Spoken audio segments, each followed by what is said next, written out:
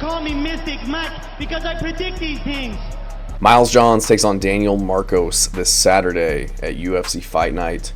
And both these guys looking to get back into the win column. Daniel Marcos, fresh off of his first career loss to Montel Jackson back in May, and kind of a stinker of a fight, pretty grappling heavy, not a lot of striking going on, not a lot of significant strikes or damage landed, so very lackluster fight to say the least, but both those guys very high level, so that's what you get when you have two guys that very talented, very well-rounded, and you get those guys matched up against each other. They kind of just nullify each other, and it can be kind of a snooze fest like it was. Miles Johns coming in off of two decision losses to Felipe Lima and John Matsumoto, so no shame in those losses. Those guys are also very good, and he had a decent showing of himself in the process of those. But Miles Johns, 31, 5'7", 68-inch reach, 15-4 record, power puncher, good right hand, has some solid wrestling, likes to mix it up on the feet, shoot his takedowns, had several takedowns against John Matsumoto in his last fight, so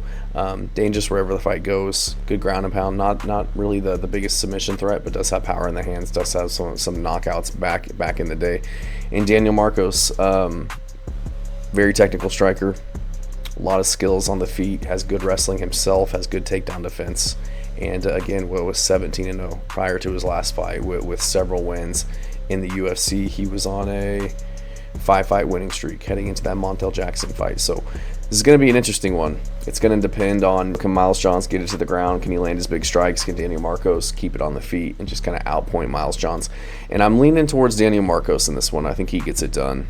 I think that Miles Johns, I think he's got a big right hand, some heavy leg kicks, but I feel like he's just kind of a 1-2 merchant, throws the occasional uppercut, punches kind of wide, kind of awkward at times with arms locked, open on the way in, with his looping punches, doesn't move his head that well at times, kind of moves in straight lines, moves straight back. So I feel like with Daniel Marcos extending his combinations, he might see some success with that. But I like Daniel Marcos' defense, his ability to keep his hands high, stay safe in the pocket, returns fire. We saw that in the Adrian Yanez fight, where he was willing to take a shot to land a counter or a combination of his own, and he's got a really good chin, a granite chin, taking some of the shots that he did from Adrian Yanez, got wobbled for a second there, but was able to to recover pretty quickly, and never been knocked down, never been finished in his professional career, so hard to get out of there.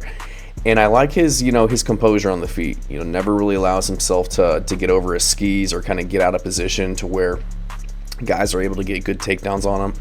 Even in that Montel Jackson fight, he was getting, it was like sneaky drop sweeps and like trips that he was getting him with, not really like blast doubles or anything like that. So he manages the distance very well, throws really good leg kicks. He's in your face without being in your face, if that makes sense, just has kind of consistent pressure to where he can touch you, but does a good job of, being elusive and moving out of the way. Miles Johns, he can wrestle. He was I think he was a state champion back in high school, was an NCAA wrestler prior to like an injury that made him have to stop wrestling, but he was taken down pretty easily by Felipe Lima, and I think it was his second to last fight. He couldn't get Lima down, and he was out-grappled by Lima, giving up his back. He did get 5 takedowns, like I alluded to earlier, against John Matsumoto, but again, John Matsumoto historically doesn't have the best takedown defense, to be fair. And Miles Johns couldn't really do anything with the takedowns. Matsumoto was able to kind of just pop right back up. And Daniel Marcos, no slouch with the wrestling either. He's got really good takedown defense. I want to say it's like 84%.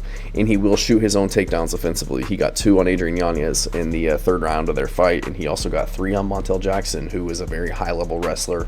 I believe he was like an Olympic hopeful at one time in his career. So I am concerned with Daniel Marcos' cardio as of late. He really started to fizzle out and gas in the third round against Adrian Yanez. We saw the same thing in the third round against Montel Jackson as well.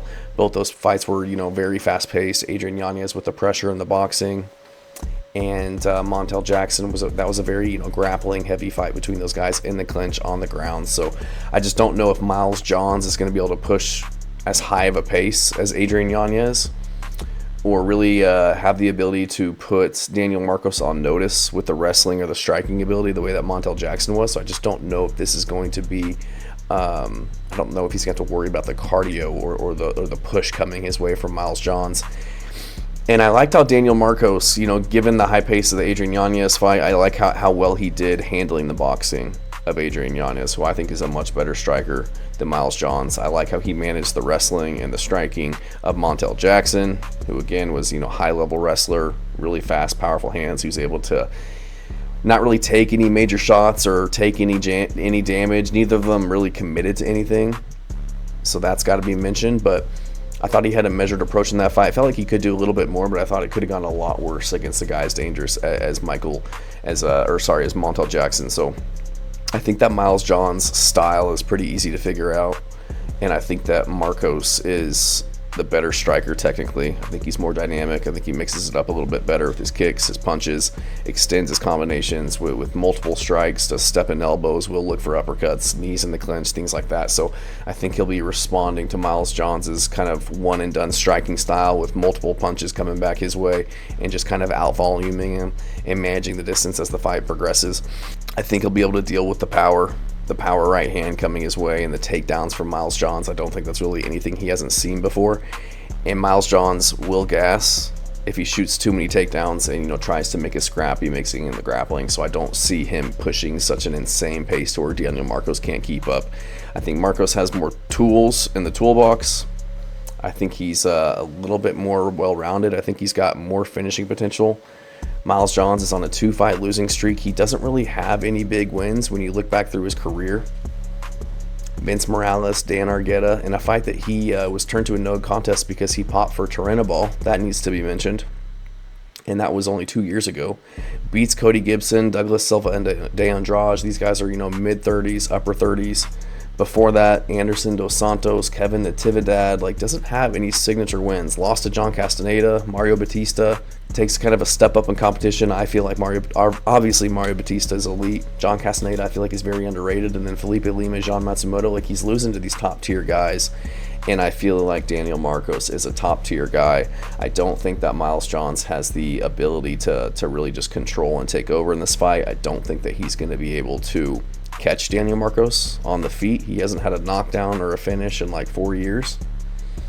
And so I think all signs are pointing to a Daniel Marcos kind of a striking clinic on the feet, maybe gets taken down but pops back up, mixes in his own takedowns to keep Miles Johns on notice, and I think he'll do enough over the 3 rounds, do enough damage, do enough anti-wrestling to get a decision win.